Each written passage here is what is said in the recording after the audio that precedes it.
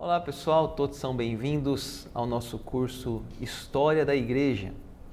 Vamos dar uma olhada aí nas aulas que já estão gravadas no canal para você estar atento e de repente se perder alguma aula.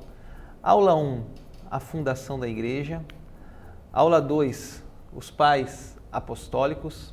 Aula 3, as primeiras heresias. Aula 4, os principais apologistas. Aula 5, a Igreja Antiga e Teologia. Aula 6, a Igreja Medieval.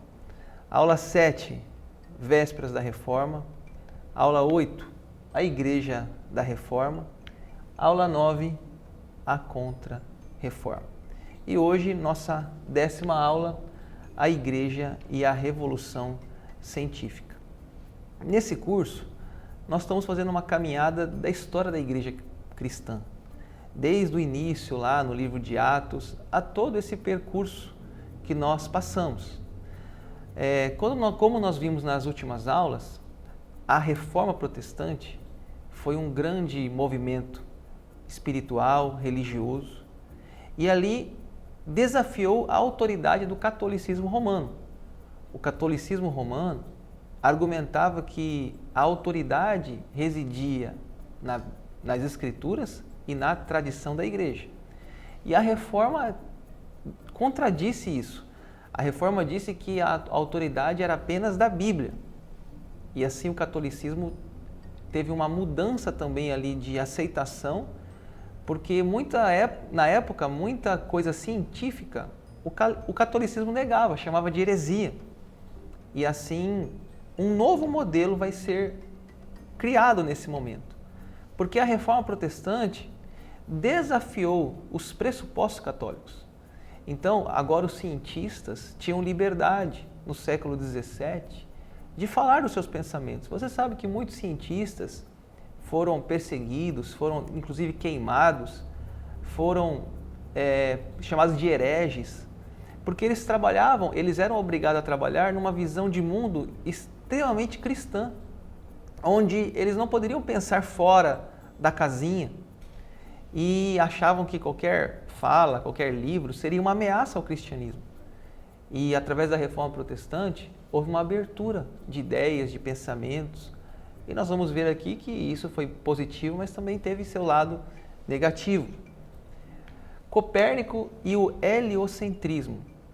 Nicolau Copérnico foi um matemático polonês. Ele é também chamado o pai da astronomia moderna. E através dos seus estudos, dos seus cálculos, ele colocou uma teoria chamada heliocentrismo, que é a tese de que a Terra, assim como os demais planetas, giram em torno do Sol. O heliocentrismo é um modelo astronômico que coloca o Sol no centro do sistema solar. E esse modelo está em contraste com o geocentrismo, que colocava a Terra como centro do universo. Isso houve uma mudança científica muito forte nessa época. A Igreja Católica não aceitava essa consideração. Um outro nome importante nessa história é Giordano Bruno, que foi um filósofo também, astrônomo, italiano. Bruno era defensor do modelo heliocêntrico do sistema solar, defendido por Copérnico. Essas visões, entre outras, entravam em conflito com a Igreja, que considerava suas ideias heréticas. Assim, o Bruno ele foi levado até o julgamento da Inquisição Romana e queimado em fogueira em Roma no ano de 1600. Galileu Galilei foi um cientista, filósofo e matemático italiano, e seus estudos também abrangiam várias áreas, incluindo astronomia e filosofia. Galilei também enfrentou oposição da Igreja Católica por causa das suas ideias e foi submetido ao julgamento pela Inquisição também em 1633. Ele foi condenado por suspeita de heresia, por apoiar o heliocentrismo e teve que passar a sua vida em prisão domiciliar. Apesar dos desafios que ele enfrentou, as contribuições de Galilei foram fundamentais para o desenvolvimento do método científico e da revolução científica. Ele é considerado um dos pioneiros também da ciência moderna. Talvez você pergunte, por que eu estou falando de tantos filósofos? Porque esse movimento da Reforma Protestante, ele trouxe vários desdobramentos para a ciência, para a fé.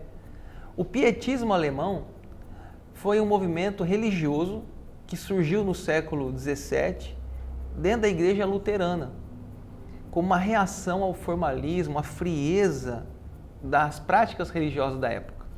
O movimento enfatizava a importância da experiência pessoal, da piedade, da oração, da leitura da Bíblia, em oposição a somente uma vida teórica, dogmática. Um outro movimento ainda nessa época é o metodismo, que também foi um movimento que trouxe um novo oxigênio para o frio cristianismo. O movimento foi fundado por John Wesley e seu irmão Charles Wesley. Eles eram um grupo de estudantes da Universidade de Oxford e se reuniam para ler a Bíblia. O nome metodismo surgiu como uma espécie de um apelido, pois o grupo era conhecido por sua ênfase à organização da prática religiosa e devocional. Bom, nós vamos finalizando. Diante da revolução científica, um novo modelo havia nascido. Agora, a Terra era um dentre muitos planetas que habitavam o Sol e não sendo o universo. A visão da reforma, de acordo com o Deus Criador, ainda era válida? Como a igreja vai estar diante dessa situação? Na próxima aula veremos a igreja e o liberalismo teológico, que foi um movimento que surgiu no século XIX e XX como uma resposta a tantas mudanças culturais, científicas e intelectuais que estavam acontecendo.